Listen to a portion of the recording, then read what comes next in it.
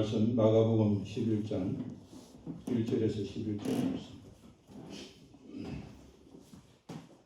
그들이 예루살렘 가까이 와서 감난산 벳파게와 베나나에 이르를 때에 예수께서 제자 중 둘을 보내시며 이르시되 너희는 맞은편 말로 가라. 그리로 들어가면 곧 아직 아무도 가보지 않는 나귀 새끼가 위에 있는 것을 보리니 풀어 걸고 오라.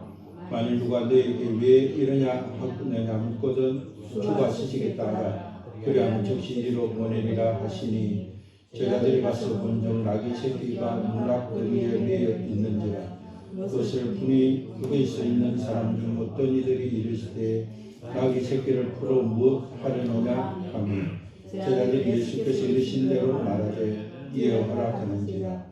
나귀 새끼를 예수께로 끌고 와서 자기들을 겉옷을 그 위에 얹어 심에 예수께서 타시니 많은 사람들이 자기의 겉옷을 또 다른 이들은 들에서 뺀 나무가지를 뒤에 빼매 앞에서 가고 뒤에서 따르는 자들이 소리 지르되 호산나 찬송하리로다. 주의 이름으로 오시는 이여 찬송하리로다. 오늘 우리 조상 다윗의 나라여 가장 높은 곳에서 호산나 하더라. 예수께서 예루살렘에 이르러 성전을 들어가사 모든 곳을 둘러보시고 때가 이미 저물매 12 제자를 데리시고 베다니에 나가시니라. 아멘. 예수 그리스도께서 예루살렘 가까이 오셨을 때에 두 제자를 선정해서 마을로 들어가서 어린 수나기를 풀어오라고 말씀하셨습니다.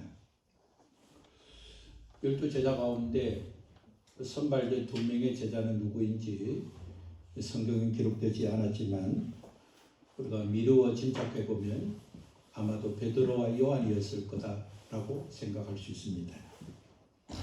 예수님께서 중요한 사역을 하실 때 또 중요한 일을 맡기실 때 베드로와 야고보와 요한을 주께서 데리고 가시고 또 보게 하시고 또 행하게 하셨는데 오늘 두 사람이라고 하면 아마도 베드로와 요한일 거라는 생각을 합니다.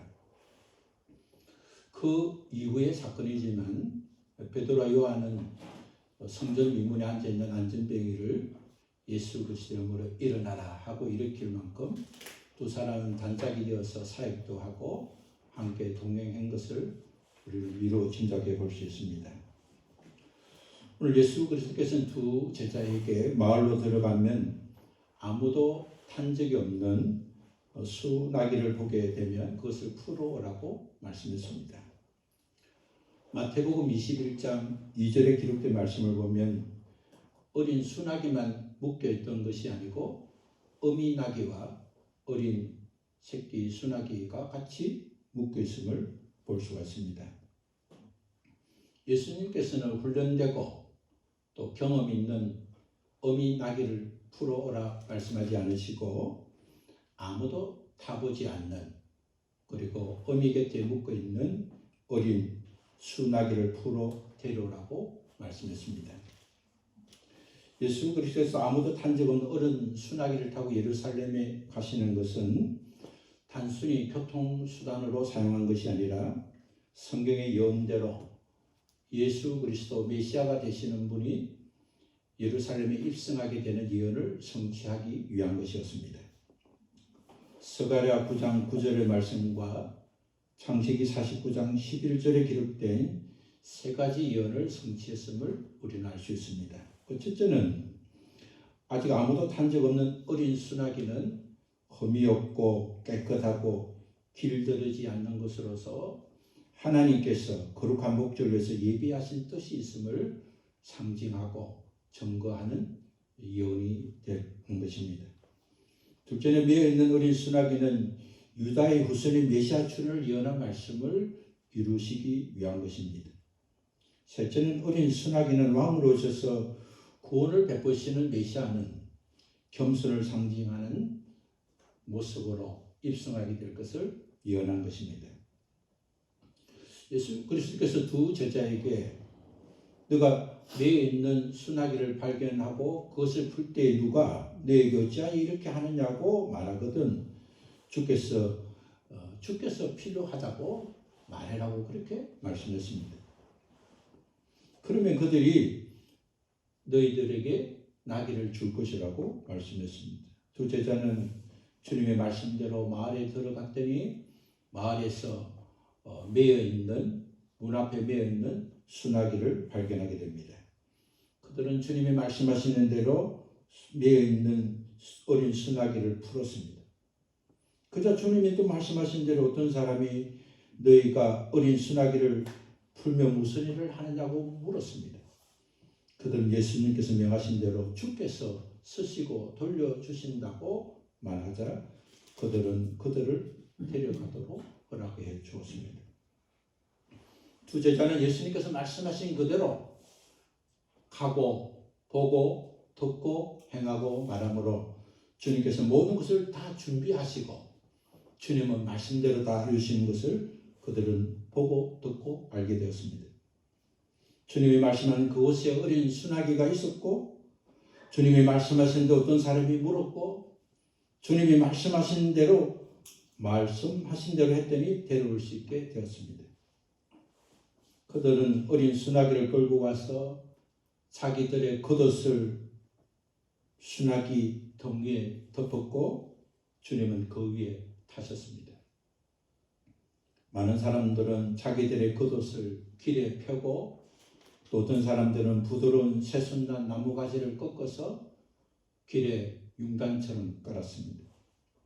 어미를 떠나 한 번도 사람을 태워 적이 없고 훈련되지 않은 어린 수나기는 예수님을 모시고 길에 펴진 옷 위에 길에 펴진 가지 위에 마치 융단이 놓여있는 그 위로 묵묵히 걸어갔습니다. 예수께서 어린 수나기를 타시고 예언을 성취하시며 구원을 완성하기 위해서 이렇게 예루살렘으로 입성하게 된 것입니다. 히브리인들은 일상적으로 겉옷을 입지 않습니다. 히브리인들은 속옷만 입습니다.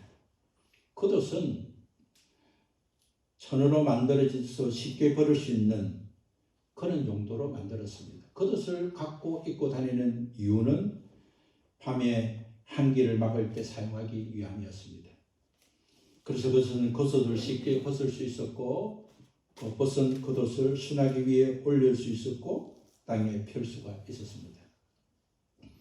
그들이 자기 옷을 벗어서 겉옷을 펴서 바닥에 융단처럼 카페트처럼 깔았던 이유는 열왕기하 9장 13절에 기록된 말씀처럼 이런 행위는 왕에 대한 존경과 여를 표현하는 것입니다. 나는 당신의 말씀에 복종하며 살겠습니다. 당신은 나의 왕이십니다. 라고 예우를 하고 표현할 때 그런 행동을 한 것입니다. 뿐만 아니라 근동지방에서는 정리에 승리한 계승장군에게 이와 같은 행동을 함으로 경의를 표했습니다. 당신은 전쟁에서 승리하고 돌아온 것을 우리는 환영하고 기뻐합니다. 당신은 진정 승리자입니다. 라고 표현할 때 그들은 겉옷을 바닥에 깔기도 하고 또 나무가지를 꺾어서 부드러운 나무가지를 꺾어서 카펫으로 사용하기도 했습니다. 이런 것을 볼 때 당시에 있던 사람들이 겉옷을 펴서 땅에 깔고 나무가지를 꺾어서 땅에 깐 것은 예수님은 왕으로 예루살렘에 입성하게 되면 새로운 왕국이 세워질 거라는 기대를 가지고 행했음을 알 수 있습니다.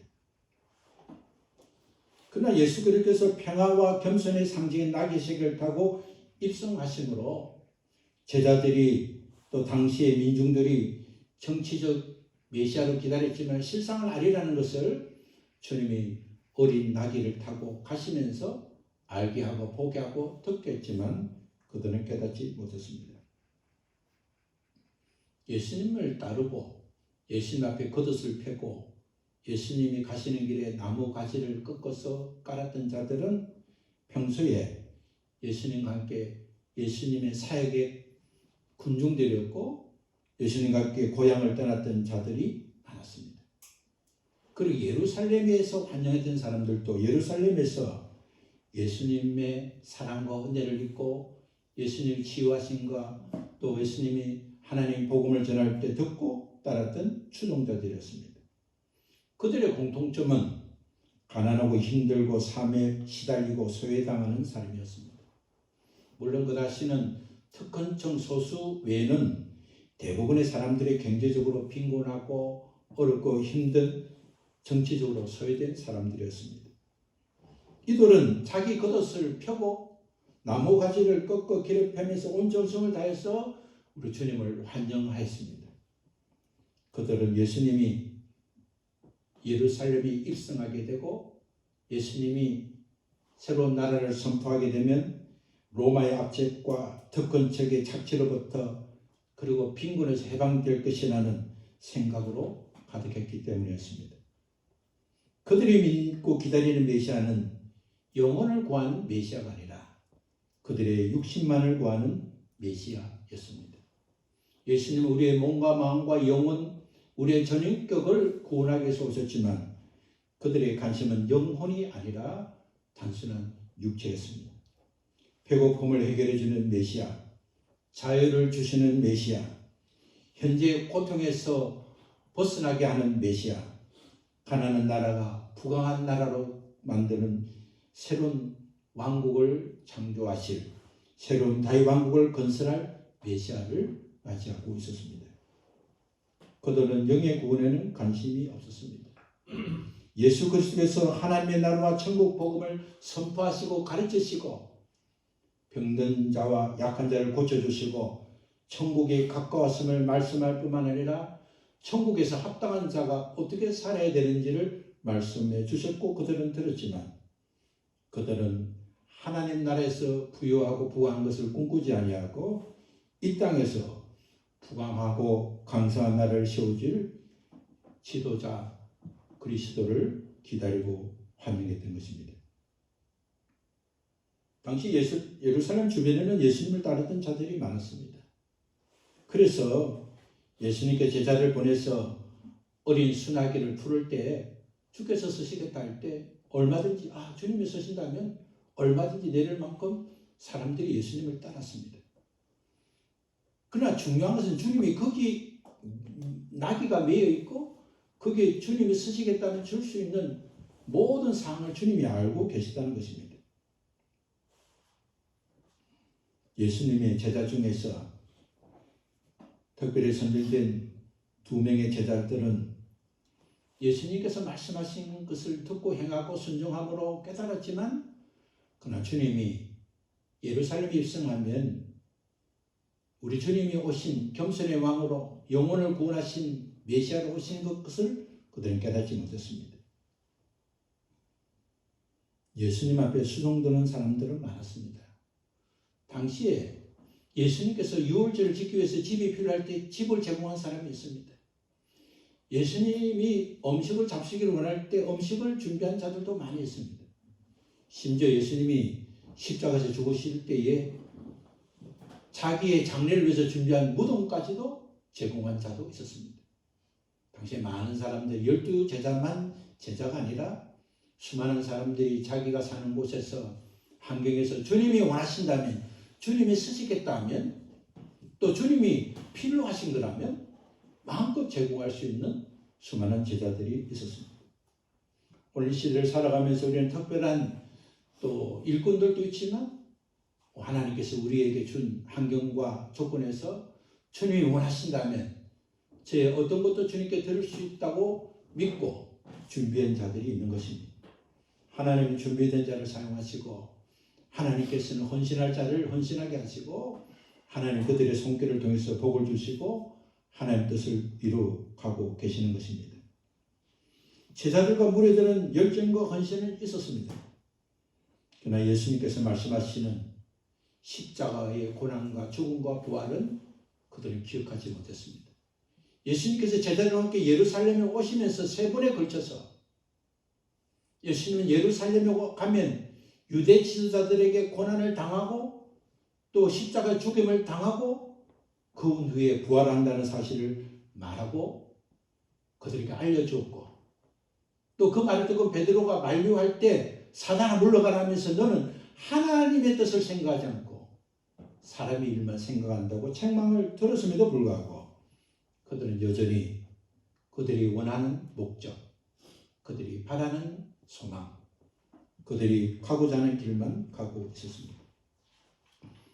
예수 그리스도께서는 하나님의 뜻을 이루기 위해서 그들에게 수없이 가르치고 전하고 깨닫게 해주었지만 그들은 깨닫지 못했습니다. 그런 제자들이 다시 깨달은 것은 언제입니까? 그것은 성령의 충만함을 받고 성령의 침례를 받고 성령님의 도우심을 받은 이후부터 우리 주님이 행하셨던 일을 새롭게 깨닫게 되고 주님의 나라를 위해서 쓰임받는 자가 되었습니다. 누구든지 성령의 도우심을 받지 않으면 오늘 우리에게 주어진 현실을 깨닫지 못합니다.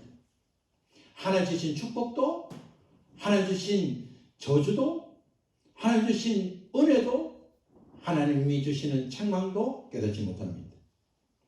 하나님께서 우리에게 주신 것은 좋은 것들 뿐입니다.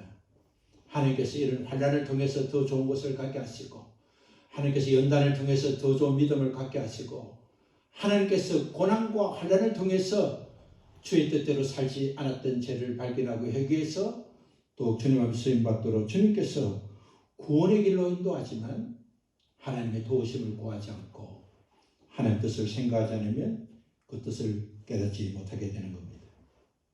그래서 우리는 우리에게 주어진 한계를 넘지를 못합니다. 한계를 넘는 길을 찾지도 못합니다. 한계를 넘어가는 길이 무엇인지도 알지 못합니다. 어제보다 좀 더 열심히 살면 되겠지. 오늘보다 더 큰 의지를 가지면 되겠지. 오늘보다 더 큰 결심을 하게 되겠지 하고 인간적인 일에 최선만 다할 뿐 하나님께서 나를 통해서 바꾸시고 변화되고 회복하게 하시는 뜻을 찾지 못하는 것입니다. 한계를 넘어가는 길은 관계를 바로 할 때만 넘어갈 수 있습니다. 하나님 우리에게 늘 세 가지 관계를 말씀해 주셨는데 그것은 하나님과의 관계, 사람과의 관계, 사물과의 관계인 것입니다. 대신의 관계, 대인의 관계, 대물의 관계입니다. 구원받은 하나님의 자녀는 항상 먼저 하나님과의 바른 관계를 맺기를 힘써야 합니다.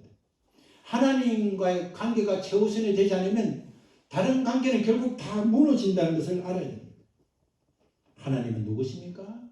하나님은 나의 주인이십니다. 하나님 누구십니까? 하나님 나의 구원자십니다. 하나님 누구십니까? 하나님 나의 아버지시고 하나님은 나의 죽고 사는 문제, 복을 받고 복을 누리는 문제, 복을 받고 저주를 받는 모든 것을 결정하신 하나님이십니다. 세상에 누가 내 길을 막고 세상에 누가 내 길을 방해하더라도 하나님이 하시면 넘치지 못할 일이 없는 분이 바로 하나님이신 것입니다. 그렇기 때문에 우리는 어떤 일을 만나든지 하나님으로부터 인정받기를 힘써야 됩니다. 하나님이 인정하시면 사람도 인정받고 사물도 인정받게 되고 하나님 인정하지 않고 사람으로 인정받고 사람으로 인정받는 것은 다 무너지고 만다는 것을 알아야 하는 것입니다. 그래서 우리는 무엇을 하든지 어디에 있든지 하나님이 나에게 어떤 분이신 걸 알고 하나님께 인정받으려고 하나님께 좋은 관계를 맺으려고 힘써야 하는 것입니다. 그리고 다른 사람과 관계, 물질과의 관계를 바르게 해야 됩니다. 하나님의 관계가 바르지 않으면 모든 것이 물구범처럼 사라져버립니다. 하나님을 사랑하고 하나님의 관계가 최우선되지 않으면 거꾸로 사는 인생이 되는 것입니다. 하나님 관계보다 물질 관계를 우선하게 되면 하나님 관계보다 사람 관계를 우선하게 되든지 하나님 관계보다 물질 관계를 우선하게 되면 물질도 있고 사람도 다 잃어버리게 됩니다. 물질을 얻기 위해서 그게 우선을 되면 사람과 원수가 되고 물질을 위해서 자신을 무너뜨리게 되면 물질은 모든 것을 다 잃어버리게 만드는 것입니다. 물질이 1순위가 되면 사람을 잃고 하나님을 잃습니다. 그러나 하나님을 1순위로 생각하고 좋은 관계를 맺으면 사람과도 좋은 관계가 맺어지고 물질 관계도 좋은 관계가 되는 겁니다. 물질과 좋은 관계가 되지 않으면 그 물질이 평안을 안 줍니다. 좋은 침대에 누워서 있으면 잠이 오는 것이 아니라 근심이 있으면 아무리 좋은 침대도 잠이 오지 않는 것입니다. 하나님의 관계가 좋으면 사람의 관계도 좋고, 사람의 관계가 좋을 때 물질과 관계가 좋기 때문에 모든 것들이 다 내게 유익이 되고 내게 축복이 되는 것입니다. 물질을 얻기 위해서 노력하기 전에 먼저 하나님과 친밀하도록 힘써야 합니다. 그리고 가까운 사람들과 친밀하고 사물과도 친밀하도록 해야 되는 것입니다. 대신관계, 대인관계, 대물관계의 중심은 자기가 중심이 될 때 시작이 될 수 있습니다. 다른 말로 하면 자기 정체성이 분명할 때 하나님과 사람과 사물에 대해서 분명할 수 있습니다.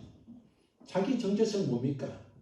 나는 하나님의 자녀이고, 나는 예수 그리스도를 통해서 구원받았고, 나는 하나님께서 함께 하실 때 넘치지 못할 일 없다는 정체성을 가질 때 우리는 하나님을 사랑하고 이웃을 사랑하고 하나님께서 내게 주신 모든 것을 범사에 감사할 수 있는 것입니다. 자기 자신에 대한 정체성이 없는 사람은 자기를 사랑하지 않습니다. 자기를 소중하게 여기지 않습니다.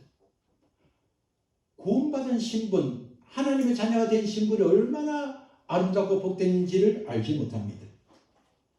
자기를 사랑하지 않고 자신을 소중하게 여기지 않는 사람은 하나님과 물질도 소중하게 여기지 않습니다. 그리고 좋은 관계도 맺어지지 않습니다. 자기를 대접하지 않는 사람은 다른 사람을 대접하지 않습니다. 나는 대접하지 않아도 다른 사람을 대접했다 하지만 그것은 그 사람을 이용하기 위해서, 그 사람의 덕을 보기 위해서 내 것처럼 준 것이 대접한 것이 아닌 것입니다.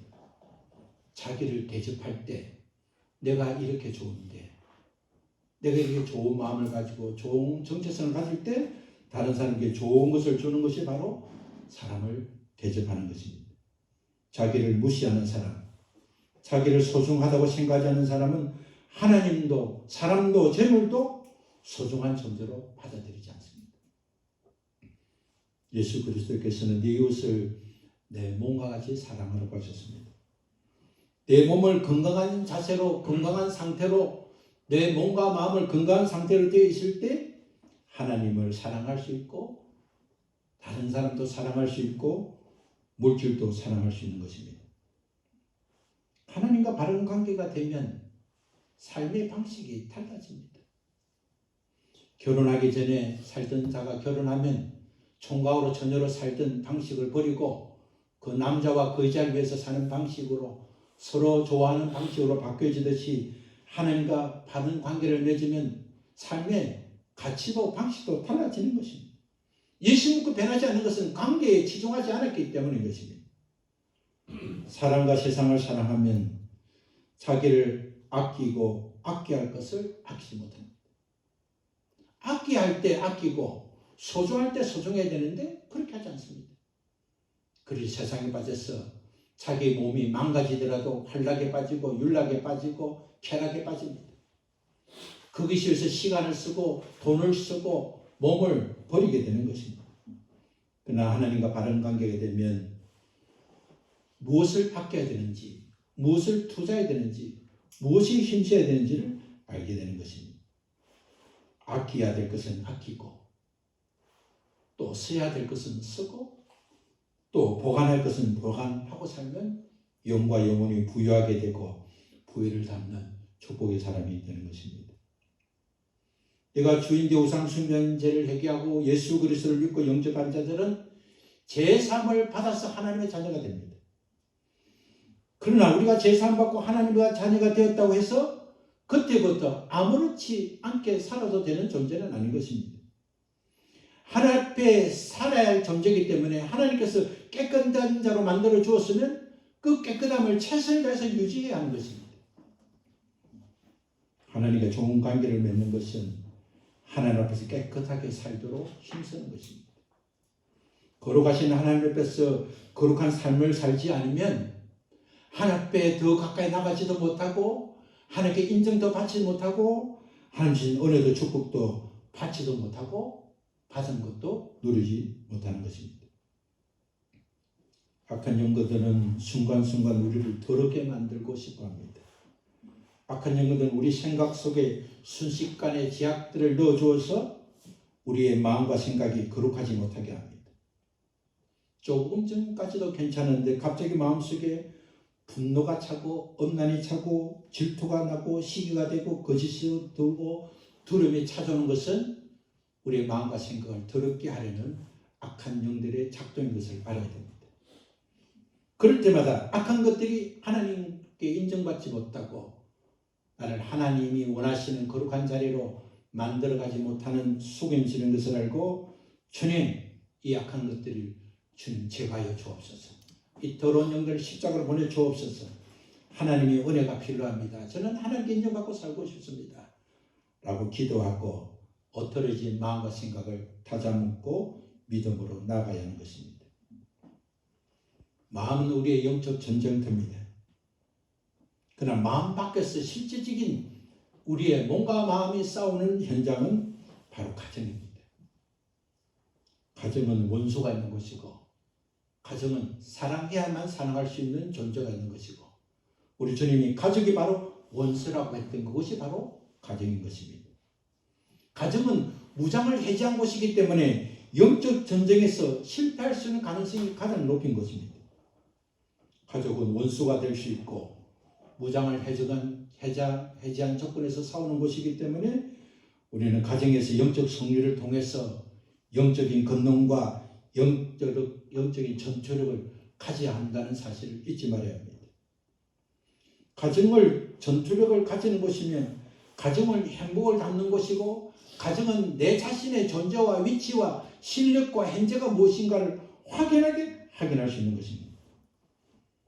그렇기 때문에 더러운 영들은 가정에서 행복을 누리지도 못하도록 가정에서 하나님 축복을 담을 수 없도록 그릇을 깨뜨리고 더럽게 만드는 것입니다. 악한 영들은 가정만 무너뜨리면 사회도 무너지고 가정도 교회도 무너지는 것을 잘 알고 있습니다.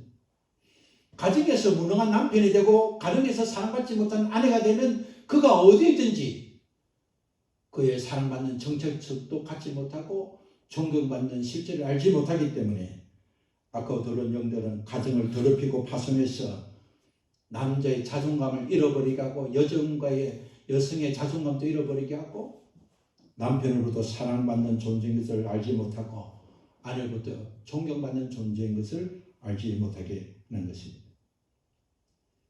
가정이 더러워지면 최고의 문화적 혜택을 누리고 문명의 조건을 갖추어도 행복하고 사랑스럽고 사랑스럽지 못한 것입니다. 가정 구성적 한 사람이 무너지면 온 가족이 상처를 받고 무너지게 되어 있습니다. 부부가 사랑하고 살지 않으면 자녀는 사랑하며 살 수가 없습니다. 가족의 한 사람이 아프면 모든 가정이 힘들고 아들 하나가 고3이면 고3병에 있으면 온 가정이 긴장되듯이 가족의 구성은 그런 것입니다. 그렇기 때문에 가정은 서로 사랑을 실현할 때고 서로 사랑이 무엇인가를 확인하는 것이고 실천하는 것이 되어야 하는 것입니다. 내가 가정에서 무너지면 나는 하나님 앞에서 어떤 축복도 능력도 인정받지 못하고 무너진다는 것을 심각하게 생각해야 합니다. 하나님은 과거에 우리의 잘못으로 손해본 것, 우리의 잘못을 제납받은 것을 다시 회복시켜 주시기를 원하십니다. 아멘. 잃어버린 것을 다시 찾게 하시고 누리지 못한 것을 다시 누리고 그것이 바로 하나님 자녀에게 주신 은혜가 무엇인지를 하나님은 알게 하십니다. 과거에 손해본 것, 재난으로 손해보고 알지 못해 손해보고 받아 누릴 만큼 사흘렸지만 한꺼번에 잃어버렸던 것, 그 모든 것은 우리의 마음이 강팍하고 완악했던 결과였음을 알게 하십니다. 우리 마음이 부드러운 옥토가 될 때 30배, 60배, 100배의 결실을 얻을 수가 있습니다. 우리의 심령이 완악하고 강팍하면 하나님과 사랑과 물질과의 관계가 깨어지기 때문인 것입니다. 모든 저주는 몸과 영혼이 정상적인 관계에서 깨어진 부산물입니다.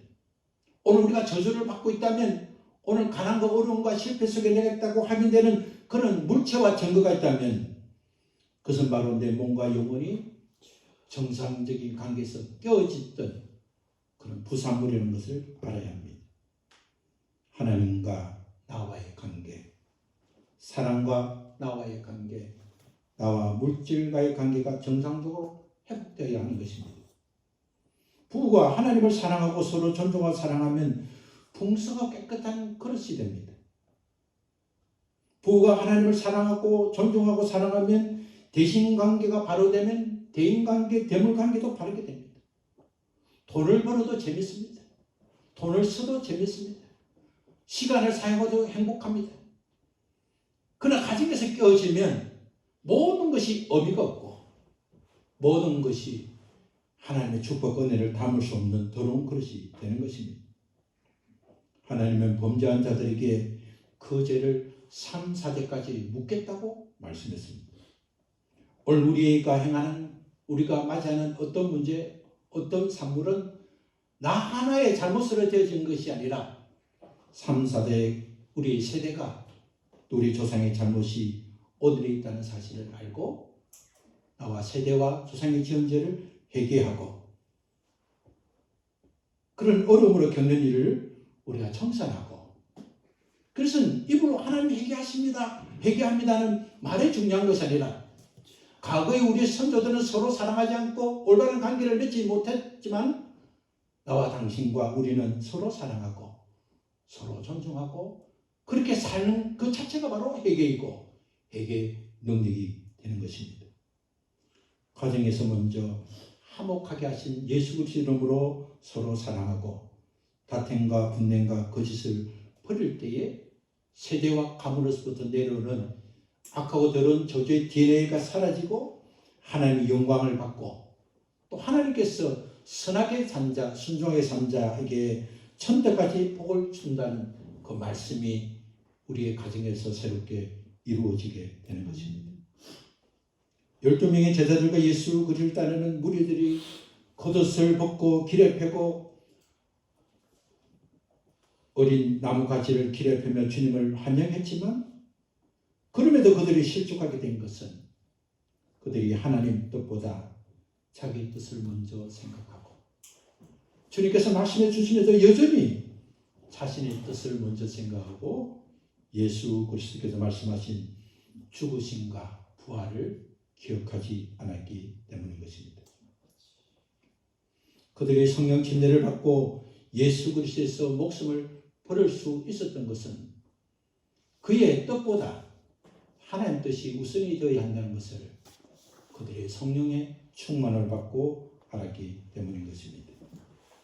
오늘 우리에게 주어진 한계를 넘어가고 싶었지만 그 넘어가지 못하는 문턱에 있는 우리에게 오늘 주님께서 한계를 넘어가는 길은 하나님을 사랑하고 하나님을 우선으로 하고 그리고 가정이 든든하게 화목할 때 하나님께서 그 한계를 넘어가는 길을 주신다는 것을 우리가 기억하고 우리에게 주신 시간마다 하나님의 관계를 우선하고 서로 사랑하고 아름다운 가정을 만들어서 이 시대가 가정이 무너지고 가족이 무너지는 시대 속에서 우리의 가정들이 회복되고 살아나며 국가와 또 이웃과 또 교회를 살리는 일에 쓰임받는 우리 모두 되시기를 우리 주 예수 그리스도 이름으로 축원합니다.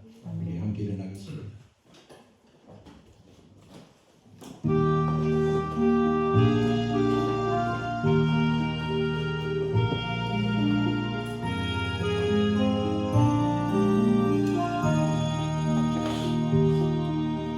주님께 기름 붓듯 젊을 때입니다.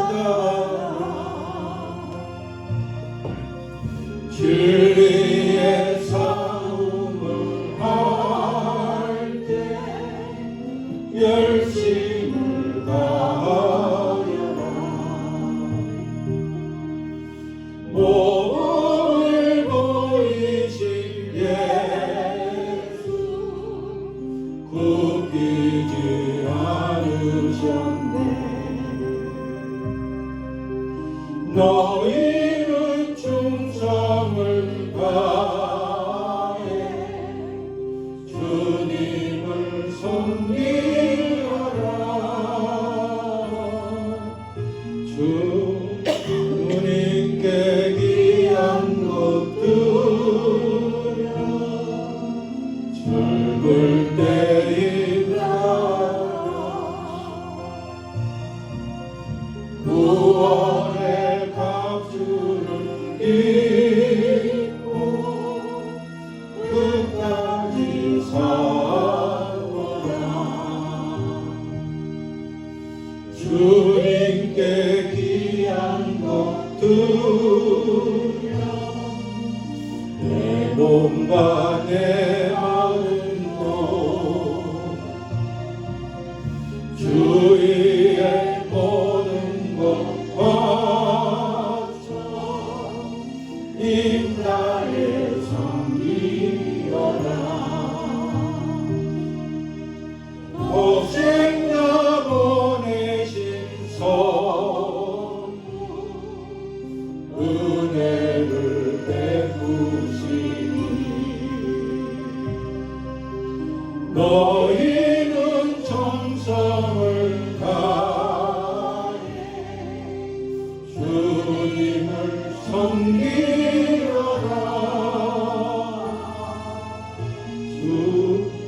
주님께 귀한 것 드려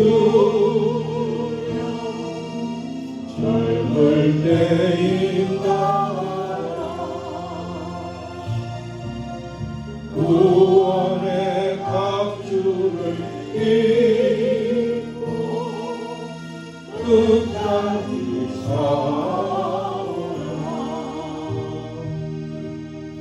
우리의 귀한 것 모두 주님께 바치어라. 그 귀한 생명을 주신 주는 내 복 같겠네. 하늘의 영광을 보여 우리를 구했으니 너희는 마음을 다해 주님을 섬기어라.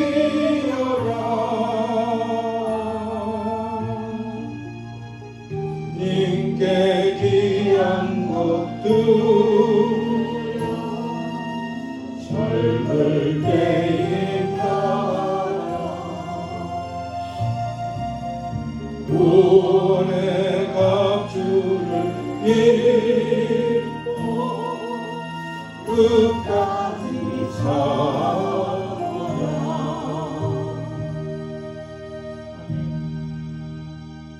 하나님 아버지,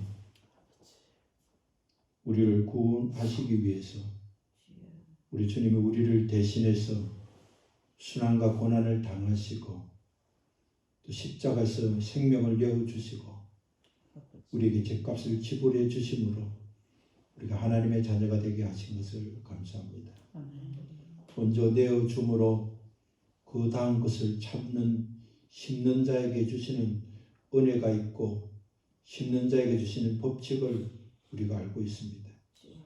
하나님, 먼저 하나님을 사랑하고 먼저 가족을 사랑하고 먼저 주의 뜻을 헤아리면 하나님께서 도와여 주신다는 그 은혜가 우리에게 임한다는 사실을 깨닫습니다.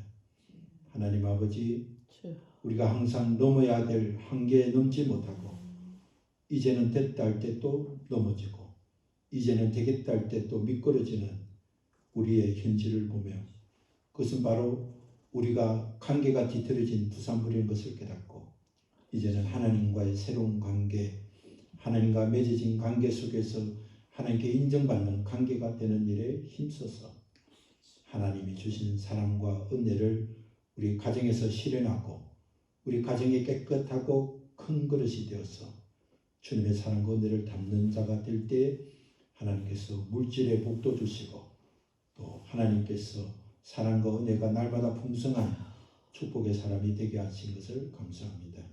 오늘 주님 말씀을 잘 듣고 행해서 하나님 주시는 복을 받는 축복의 사람이 되게 하여 주옵소서. 이제는 우리를 구원하신 예수 그리스도의 은혜와 그 사랑을 허락하신 하나님의 사랑과 그 사랑과 그 은혜를 누리도록 오늘도 우리 안에서 내주하시는 성령님의 교통하심을 오늘 예배를 드리며 말씀을 듣고 새로운 관계, 새로운 출발, 새로운 능력을 받기를 원하는 사랑하는 주의 자녀들 머리 위에 가정 위에 율도 위에 이제부터 영원토록 함께 계시기를 주 예수 그리스도 이름으로 축원합니다. 아멘.